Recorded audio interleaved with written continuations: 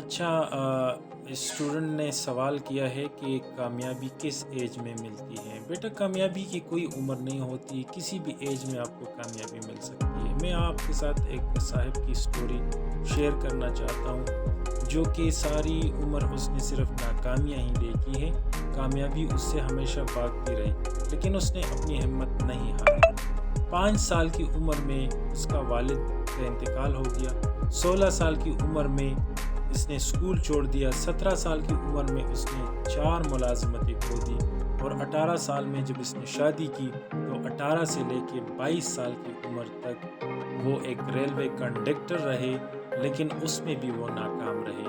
19 سال کی عمر میں وہ باپ بن گئے، اور 20 سال کی عمر میں اس کی بیوی نے اسے چھوڑ دیا، تو اس کی شادی بھی ناکام ہو گئی اور بیٹی کو لے گئی۔ اس کے بعد اس نے فوج جوائن کیا، اور فوج سے بھی اس کو نکال دیا گیا۔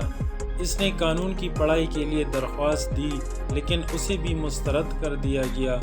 ایک انشورنس سیلز مین بن گیا، اور اس میں بھی وہ ناکام رہا۔ پھر ایک چھوٹے سے کیفے میں وہ باورچی بن گیا، اس میں بھی وہ ناکام رہا۔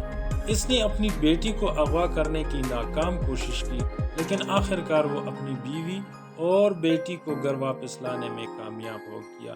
یہ اس کی زندگی کی پہلی کامیابی۔ 65 سال کی عمر میں اس کی سبکدوشی کے موقع پر حکومت نے اسے صرف $105 کا ایک چیک دیا۔ اسے لگا حکومت اس چیک کے ذریعے اسے نااہل انسان ثابت کرنا چاہتی ہے۔ اس نے خودکشی کا فیصلہ کیا، کیونکہ وہ اتنی بار ناکام ہوا تھا کہ اب وہ مزید زندگی گزارنے کے قابل ہی نہیں تھا۔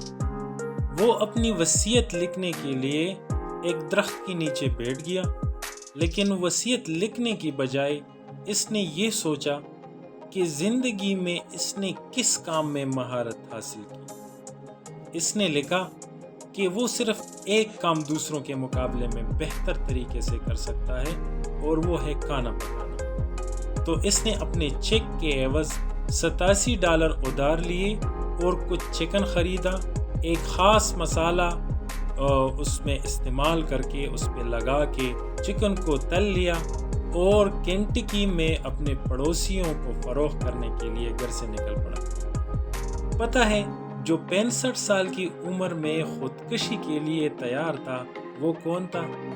وہ کوئی اور نہیں، وہ KFC کا بانی کرنل سینڈرز تھا، جو 88 سال کی عمر میں ایک ارب پتی بزنس مین تھا۔